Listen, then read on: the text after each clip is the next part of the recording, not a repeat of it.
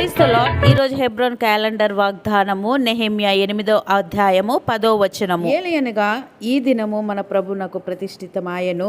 మీరు దుఃఖపడుకుడి, యెహోవానందు ఆనందించుట వలన మీరు బలము నొందెదరు. మనము 6వ అధ్యాయంలో మొదటి వచనంలో చూచుకుంటే, ఇకను గుమ్మములు తలుపులు నిలపక ముందు అనని బీటులన్నీ సంపూర్ణముగా గోడను కట్టి ఉండగా అనేది మనం చూస్తున్నాం.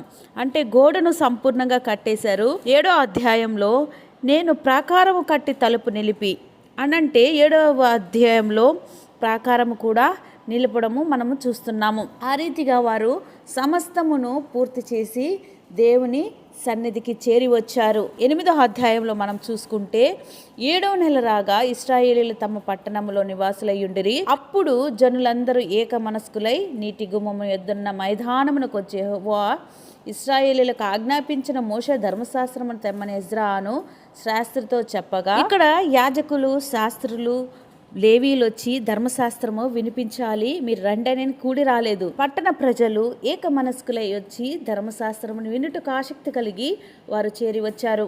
వచ్చి ఆసక్తి నీకుందా? దేవుని పట్ల, దేవుని యొక్క వాక్యం పట్ల నీకు శ్రద్ధ ఉందా? గమనించండి. తర్వాత వారు ఏం చేశారు? ఆ వాగ్దానాలతో కూడిన ఇశ్రాయేలుల ధర్మశాస్త్ర గ్రంథము ఆజ్ఞలను వారు వినినప్పుడు వారు హృదయాలు ఏ రీతిగా మండుతూ వచ్చాయో, ఏ రీతిగా తాకబడుతూ వారు ఏడవడం ఆరంభించారు. అప్పుడు శాస్త్రియు ఎజ్రాయు లేవీలను, మీరు దుఃఖపడవద్దు, ఏడవద్దు, ఏలయనగా ఈ దినము మన ప్రభువుకు ప్రతిష్ఠితమాయను. మీరు దుఃఖపడకుడి, యెహోవానందు ఆనందించుట వలన మీరు బలము నొందెదరు. యెహోవానందు ఆనందమే బలము. మన దేవుడు బలవంతుడు, మనల్ని ఆయనే బలపరచువాడు.